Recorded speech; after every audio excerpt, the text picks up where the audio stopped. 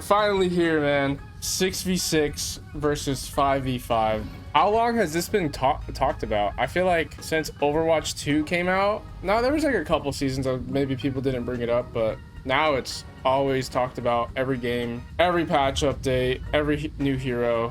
And the developers just kind of stayed silent on it for a while. Anybody who's a new player and they started playing Overwatch when Overwatch 2 came out, they might not understand the whole 6v6 conversation and why people care so much about it. So you have this original fan base who is still around playing. Some have left. If they played all those 4 years, they're probably still around. Genuinely, it's like if you were playing Call of Duty, you're used to like search and destroy matches being 5v5, and then they decide to, you know, change search and destroy to only being 2v2 or something. I don't know. I'm not much of a COD player, but I'm just saying like a traditional game mode that everybody's used to playing a specific way. You have your friends and you guys make the perfect squad together. It just makes sense to have 5 players or 6 players on one team, or 7 or 8, 10, whatever it is. And then all of a sudden they make a new game and they just completely scrap the traditional way it was played for 4 years or however long that game's been around. There's going to be a lot of people who are just going to be kind of upset about it. So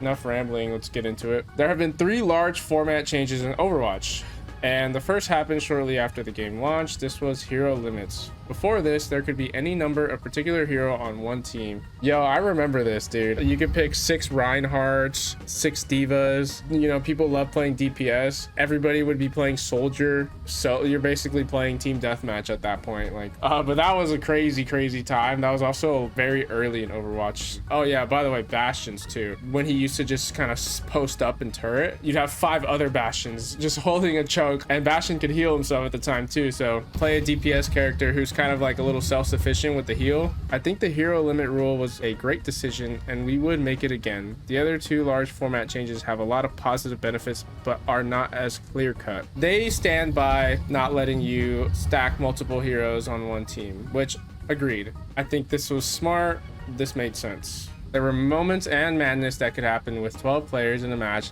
that just don't quite coalesce when there are 10. Did I say that right?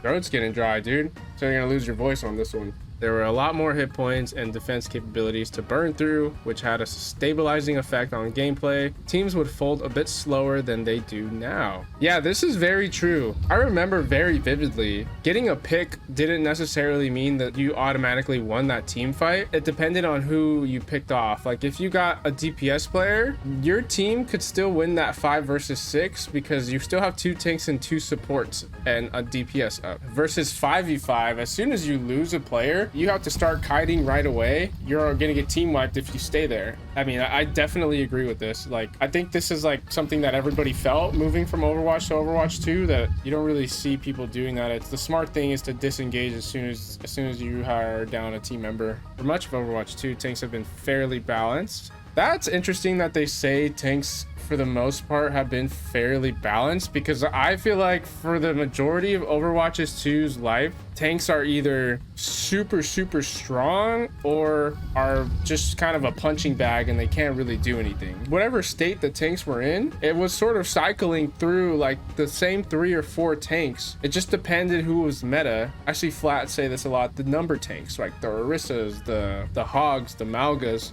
even the Sigmas. It was sort of the same tanks that, whether tanks were really strong or you couldn't really do much, you still picked these same tanks, and the same meta just kept cycling through, depending who was strong. They could just do it all. I mean, Orissa's supposed to be a little bit more pokey, but like have some more range than some other tanks. You can play Orissa like right in people's faces just because of the way they built her kit. Same thing with Sigma. Tanks have been balanced. I would not agree with that take at all.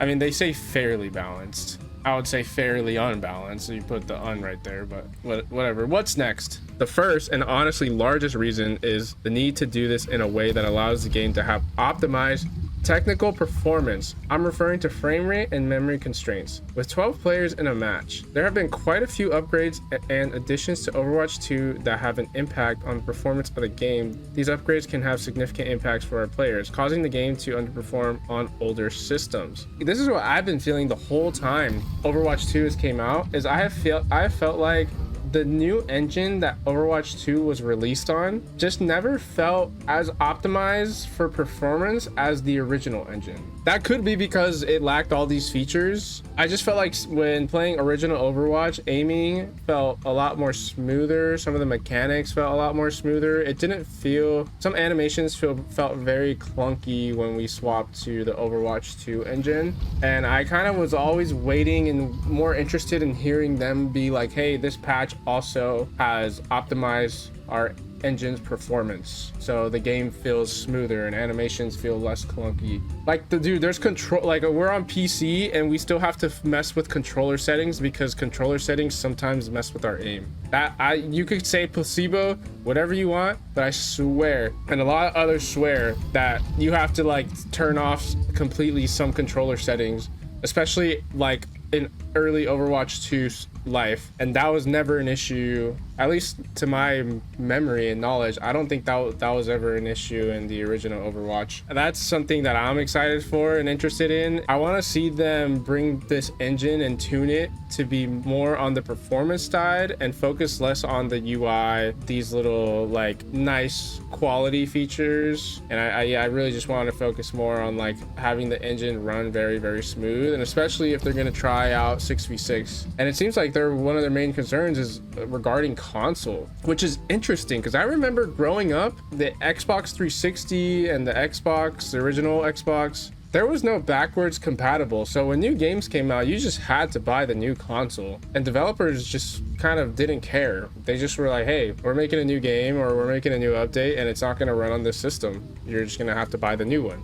That isn't a thing anymore. Now developers have to really consider like the old consoles and that generation of players. Man, that must suck for developers, I gotta say, dude. Like, to just forget about the people who are still on the Xbox One and PS4. I'm kind of down for it. If I'm being honest, I'm not gonna sugarcoat it, guys. I think we just forget about the old systems. Shit, we've talked about games coming out and being terrible on launch, and then these developers have to do some crazy update. There's a reason why brand new games have felt super shitty. I think a lot of it has to do with developers having to worry about, oh, can our game be playable on the Switch? Can it be playable on PS4? Xbox One, which runs at 30 FPS. I mean, we would reflect carefully on the learnings from whatever tests we run and explore how to best give players what's being asked for. Whether that's a world of 5v5 or 6v6 or even both, it's for the future us to figure out.